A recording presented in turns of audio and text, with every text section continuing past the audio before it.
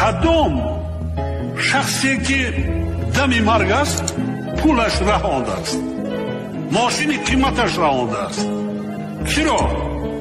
مرد که آمد نمیگوید تو پرزیدنت هستی، ملا هستی، صاحب کار هستی، میبرد دیگر. برای همین تکرار به تکرار میگویم شما ملا از همتان از اویله دست و پنجه شسته پیری نارسیده و توبه پیری را نکرده که در جوانی چکار کرد؟ سفر کرد، رفت بر جای رفت که دیگر در اونجا این کار دنیای تو دیگر سبب نمی شود. در اونجا جایی هست که دیگر برای تو خجالتی تو دیگر هیچ معنی ندارد. آدم پشیمانیش در همین دنیاست. پشیمانی را در همین دنیا بکن، در اونجا دیگر پشیمانی سود ندارد، فایده ندارد. سبعتون، انس روایت میکنه حدیثه، سبعتون یظلهم الله فی ظل یوم لا ظل الا ظله. 7 طایفه هست در روز قیامت که خیلی روزی گرم هست، خیلی روزی دهشت هست، هیچ کس بر هیچ کس نزدیک شدن نمیتواند. چگونه که خدا در سوره و نازعات میگه یوم یفر المرء من اخی و امه و ابی و صاحبتی و بنی. اون روزی است که برادر از برادر میگریزد، مادری که به جان و جیگرش فرزندش بر اون نزدیک است فرزند دیگر نظری رحمت نمیکند، پدر از فرزند میگریزد. همه مشغول چی هستند؟ آیا نجات میافته باشم یا نه؟ همه در این فکر هست. همان روز سایه هست، سایه عرش میگن او را.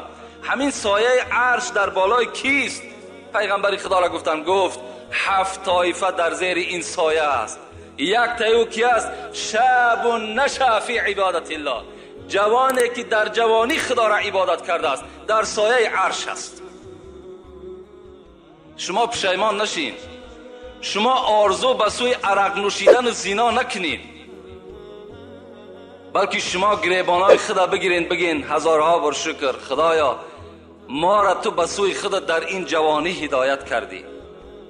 هزارها بار شکر گفتن نماز شکرانه بخوانین، زیرا بسیار پیرانسالایی هست الحال که میگویند چرا در جوانی ما نکردیم. این افسوس را در پیری میخری. اگر به شرطی با را به پیری برسی دیگر فایده ندارد. حرکت کنین، هیچ کار صد راه شما را نگیرد. در هیچ فتنه و در هیچ ترس و وهم داده نشین، بلکه راه خدا را پیشه بگیرین. انشاءالله شما نجات میابین. عبدالرحمن ابن عوف خدا رحمت مغفرت کند، بهترین صحابه پیغمبر خداست. وقتی که بچهش در جنگ نابود شد، دادرش در جنگ نابود شد، پدر عوف عبدالرحمن نزد پیغمبر آمد، گفت پیغمبر خدا بچه من در جنگ ناپدید شد، او را دشمنها اسیر گرفتن، چیکار کنم؟ رسول الله گفت پدر عبدالرحمن تو شکست دل نشو، تو رفته در خانه نماز بخوان، بگو لا حول ولا قوت الا بالله العلی العظیم. هیچ قوت و توانایی نیست مگر بر همون ذات است. هر کاری که میکند او ذات میکند، تو بر او تکیه کن، پیش من شکایت نکن. وقتی که این پدر میگه آمد بالای جای نماز، طبق گفته پیغمبر خدا را که عمل کرد، هر روز میگه این کلمات میگفت. بناگاه از بین 1 ماه گذشت که فرزندش از اسارت دشمنها نجات یافت، با بزم این 100 شتر دشمن گرفته خانه پدرش آمد. پدرشان گفتند هزارها بار شکر به سوی تو ای خدایی که من تو را به عظمتیت خواندم و از تو من مدد طلب کردم. شما هم هر مشکلاتی که بالای شما میاد، هر فتنه‌ای که بالای شما میآید، شما چیکار کنید؟ جای نماز پرتوین، فقط زاره و تولا را از خدای خود بکنید، انشاءالله از همه بلاها شما نجات میابید. خدا ترسی را در دلتان، خواه جوان باشین خواه پیرانسال، البته جایگیر کنین. البته کسی که از خدا میترسد، تمام حیوانها و تمام انسها از او میترسند.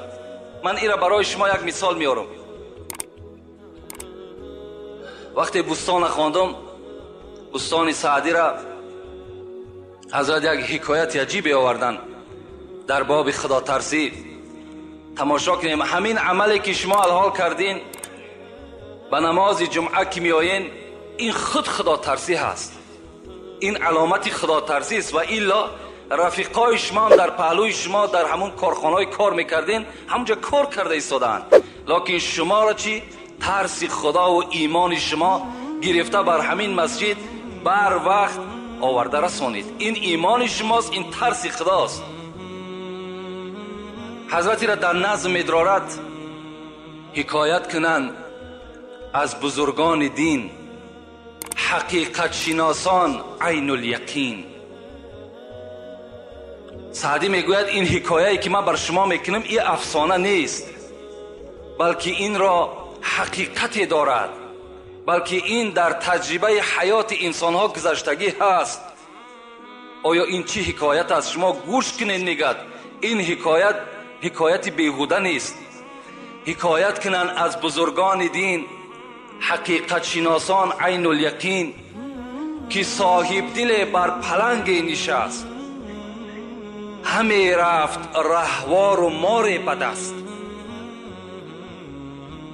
یکی گفتش ای مردی خدای، بدین راه که رفتی مرا راه نمای. یک صاحب دل، یک خدا ترس مثل شما در بالای پلنگ میگه سوار بود. مثل ما و شما خر و اسب سوار میشیم به آسانی، او صاحب دل پلنگ به آسانی سوار شده است و در دستش یک درنده دیگر مثل مار حرکت کرده رفته است. یک شخصی میگه از پیش برآمد گفت ای مردی خدای، بدین راه که رفتی مرا راه نمای.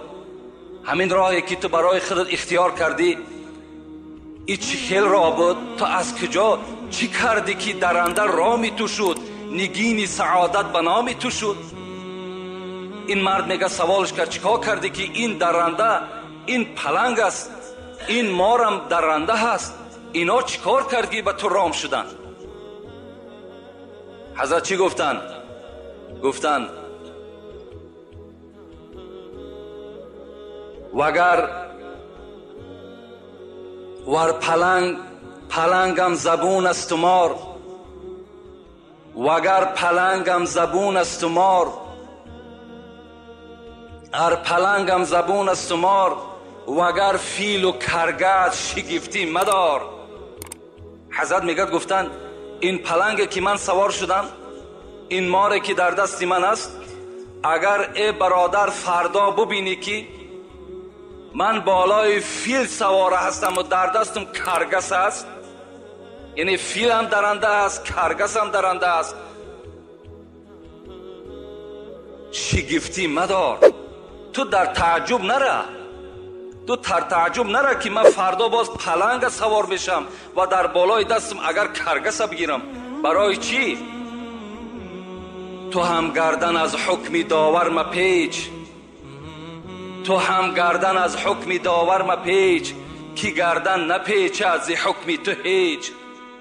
اگر تو هم ای برادری که سوال کننده هستی، اگر مثل من تم از گردن از حکم داور نپیچی، تو هم اگر پیروی قرآن و پیروی حدیث های پیغمبرت باشی، تمام این درنده ها به تو رام میشوند، همه این درنده ها به تو تسلیم میشوند، در صورتی که اگر تو چی باشی؟ از حکم خدای خود گردن نپیچی، همه اینا رامی تو میشوند.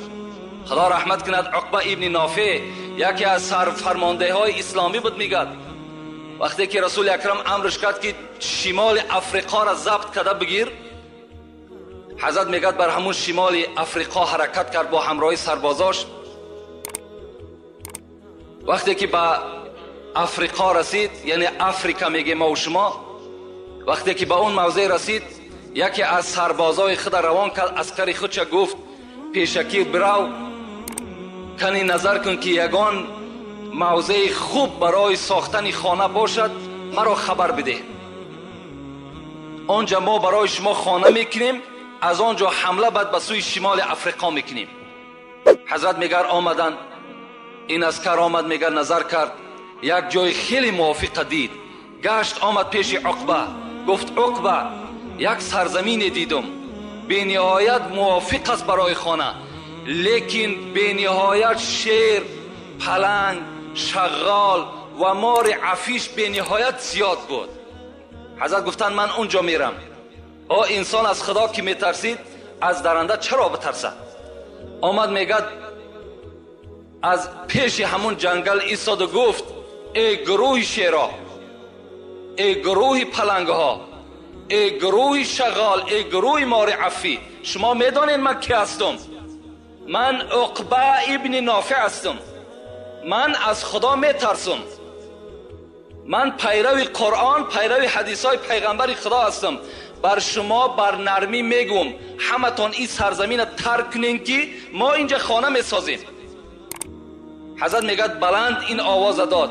از کرا در تعجب افتادن آیا این حرف عقبه را میشنود؟ میگه از بین 1 ساعت گذشت. به خدا قسم میگد پلنگ از پسش چند بچه دارد، شیر از پسش چند بچه دارد، مارایی که چند بچه دارد میگد سله سله از همون موضع میبرامدن. سربازا تعجب شدن، گفتن همشون برآمد عقبه بین حمله میکنیم همشون میکشیم. نه گفت من به اینها مراجعت کردم، همچون یک بنده خدا ترس به اینها مراجعت کردم. اینا میدانند که عقبه از خدا میترسد، از این خاطر این سرزمین برای ما و شما ترک کردن تا که ما و شما اینجا خانه بسازیم. بین یعنی حضرت گفتن حکایت کنن. این حکایتی که من کردم سعدی میگد این حقیقت دارد که این از دوره پیغمبر خدا را صحابش به وجود آمدگی است. نظر میکنیم به خدا ترسی حضرت عمر. یک خدا ترسی از حضرت عمر را به شما میگم، بعدا انشاءالله موضوع خودمان آغاز میکنیم. حضرت عمر خدا رحمت و مغفرتش کند که بی نهایت ما عاشق عمر هستیم. عمر را بی نهایت دوست هم می‌داریم، زیرا که تمام وجودش از خدا میترسید، بی نهایت از خدا میترسید. رسول اکرم بیهوده نگفتند لو کان بعد نبی لکان عمر ابن الخطاب. اگر پیغمبری ختم نمیشد هر آینه بعد من پیغمبر عمر بود. این گپ نمی گفت. عمری که رسول اکرم قصر او را در جنت دیده بود و حتی گفت من داخل قصر تو نشدم زیرا که غیرتی تو بالای من غلبه کرد. همان عمری که یفر من ذله الشیطان. رسول اکرم گفت عمر تو وقتی ره میگردی شیطان از سایه تو میترسد برای که تو از خدا میترسی. همین عمر عادت داشت که شبها در همان محله مدینه، در شهر مدینه سیر کند، تا به روز خواب نمیکرد. میگشت مردم چی مهمات داشته باشد، چی مشکلات داشته باشد، مردم در کدام موضوع صحبت میکند، چی کمبودی ها باشد، این گونه خلیفه ها بودن، این گونه پیشواها بودن. میگد به نزد یک تیریزه آمد که یک زن میگد در بستر تنها خواب بود. میگد به خودش میگفت خدایا من از تو میترسم و الا اگر نترسم آتش بر این جاگه خود میزنم، یعنی زنا میکنم. میگه این سخن میگفت چند مدت است. میگفت خدایا این چند مدت است شوهر من در حرب است، در محاربه است. خدایا کی ایره میاری میرسانی؟ اشتهای شوهر دارم، پروردگار را از تو میترسم و الا به زنا دست میزنم. میگه این سخن میگفت. عمر وقتی میگه این سخن شنید در وجودش یک لرزه پیدا شد. گفت در اصل انسان است آخه، اشتها دارد. در حال میگه پیش دخترش آمد حفصه. این در زمانی بود که پیغمبر که از دنیا گذشته بود، عمر در خلافت نشستگی بود. حفصه که زن پیغمبر خدا بود دختر عمر بود.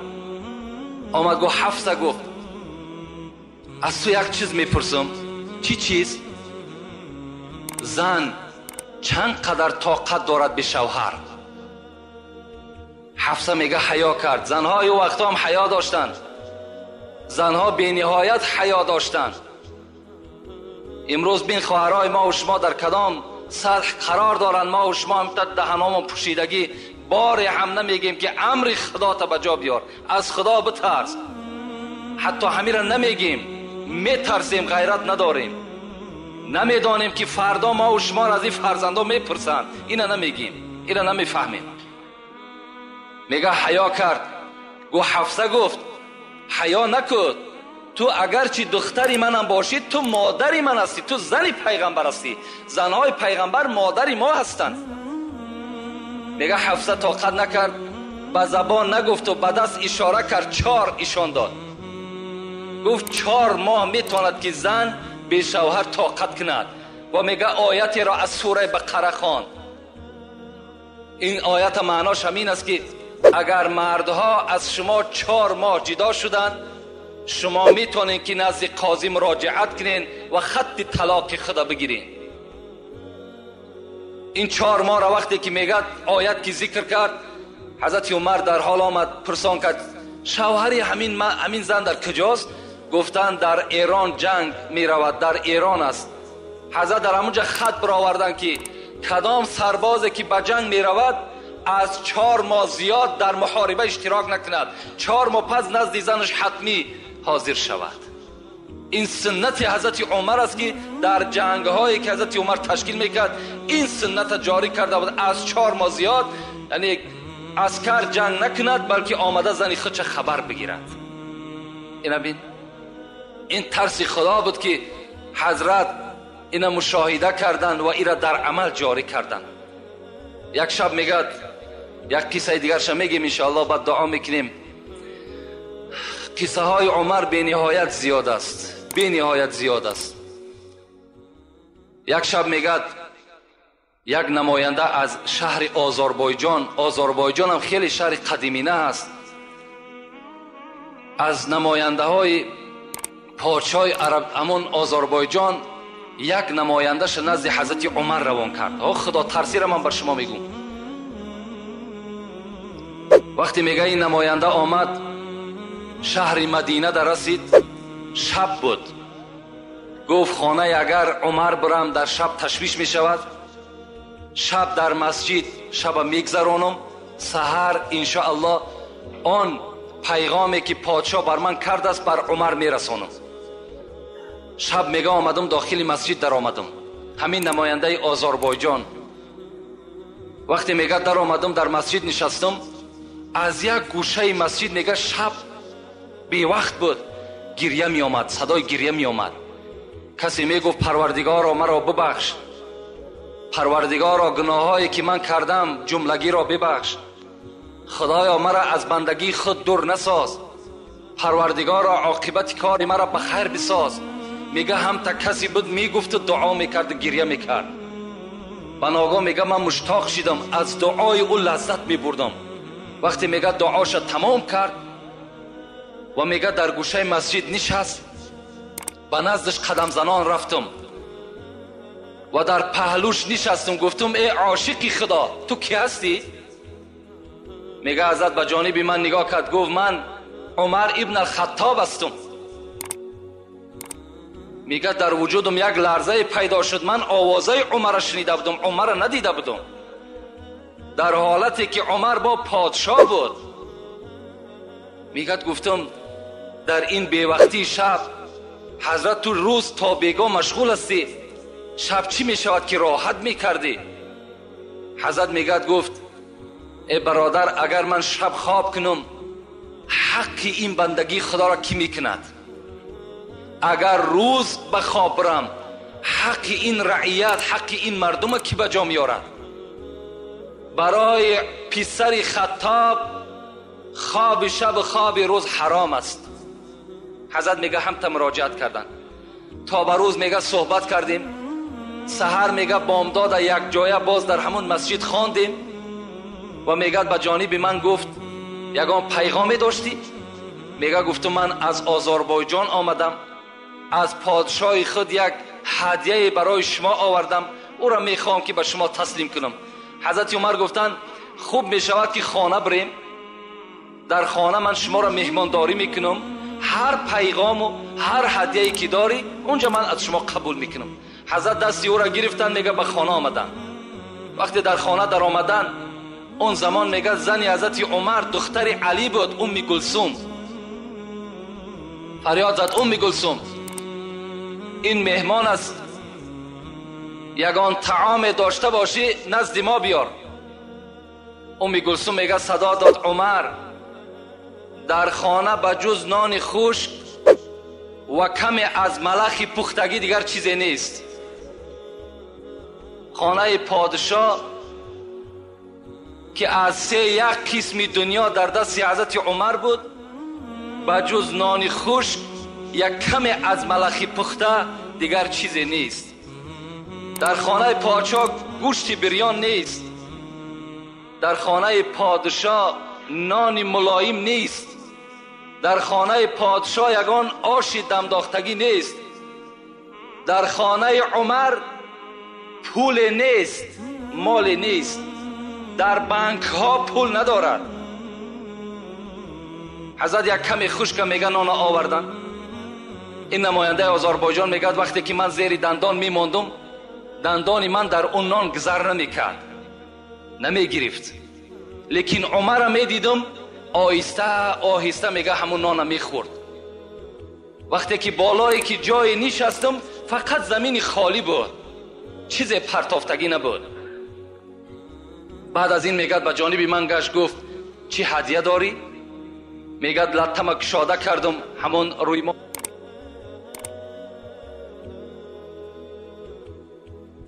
گاهی هست که بغیر در شهر آذربایجان دیگر در هیچ جا پخته نمیتونند. ایرا فقط کیبانوهای آذربایجان پخته میتونند و ایرا فقط پادشاه ها میخورند، دیگر هیچ کس نمیخوره. عمر میگه وقتی نگاه کردم از این سخنهای من چنان میگه پیشانی ها رگه هاش میخیست. میگفت فقط همین مقدار است؟ گفتم بله همین مقدار است. گفت فقرای مسلمانی که بیرون مدینه زندگی میکنن اونها را که حولا میتد؟ میگه گفتم آخی این باعث شماست. میگه گفت دستمالت جمع کن، این هدیه را برده به پادشاه بده، بگو اگر دفعه دیگر همچنان معامله به عمر میکند به خدا قسم رگه های گردنش میبرم. اینجا مسلمان ها گشنه و تشنه و حلوا را عمر بخورد. بین این خدا ترسی را بین. حضرت خوراک ملایم برای خود اختیار نمی کردن، برای که ترسی خدا داشتن. رأس کل الامر مخافت الله، سر همه کارها ترسی خدا هست. ما و شما باید که در خودمان ترسی خدا را جایگیر بکنیم. از خدا بترسیم، انشاءالله ما و شما هم در دنیا هم در قیامت البته سربلند هستیم. هیچگاه خواه در پنهانی باشین برادرها، خواه در آشکارا باشین، شما فقط و فقط تصور کنین که خدا شما را نگاه دارد. خدا در نظاره شما هست. چگونه که پیغمبر میگه اعبد الله کانک تراه فان لم تکن تراه فانه یراک.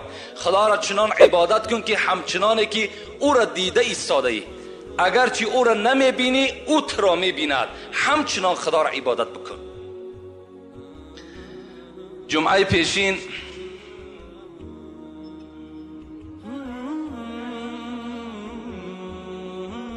موضوع ما و شما درباره مرگ بود و شدت مرگ بود. این موضوع خیلی موضوع دراز مدت هم هست، زیرا که تمام کتاب ها در باب مرگ و شدت مرگ البته سخن ها می رود. این جمعه هم که باشد انشاءالله این موضوع را بر شما خاتمه می بخشیم. اعوذ بالله من الشیطان الرجیم، بسم الله الرحمن الرحیم.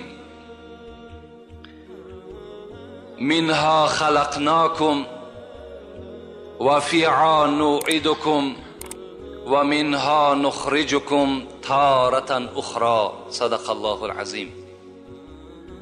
خدا بر ما و شما میگوید ای بندگان، شما از خاک آفریده شدید.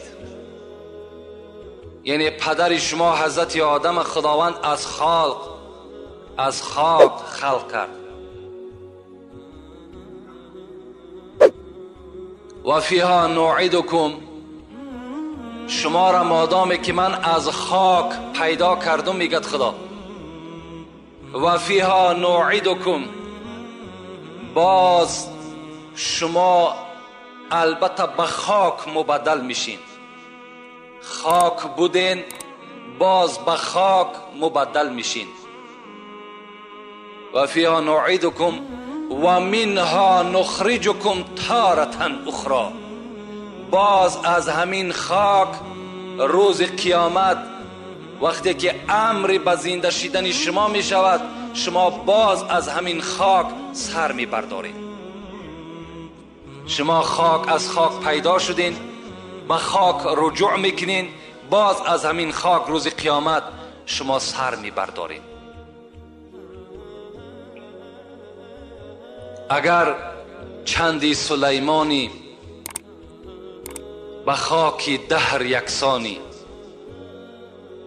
اگر چندی سلیمانی، سلیمان بی نهایت بای بود، حضرت داوود بچش، اگر چند تای سلیمان باشی، میگه اگر چندی سلیمانی به خاک دهر یکسانی، و یا جمشید و خاقانی به خاک دهر یکسانی، اگر قند و عسل نوشی، اگر قند و عسل نوشی، اگر ملبوسی زر پوشی، به ماهرویان در آغوشی، به خاک دهر یکسانی.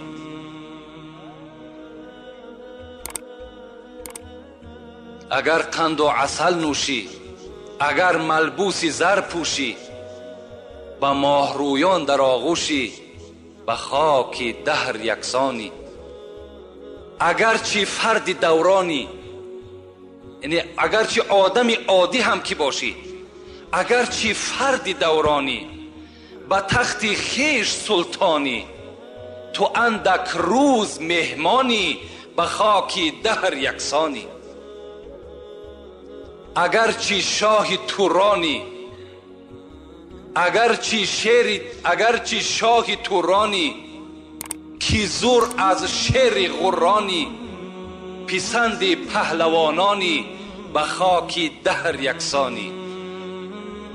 به یاد روی جانانی، به یاد روی جانانی، جنون تو سینه بریانی، چو بلبل گر غزل خوانی، به خاک دهر یکسانی.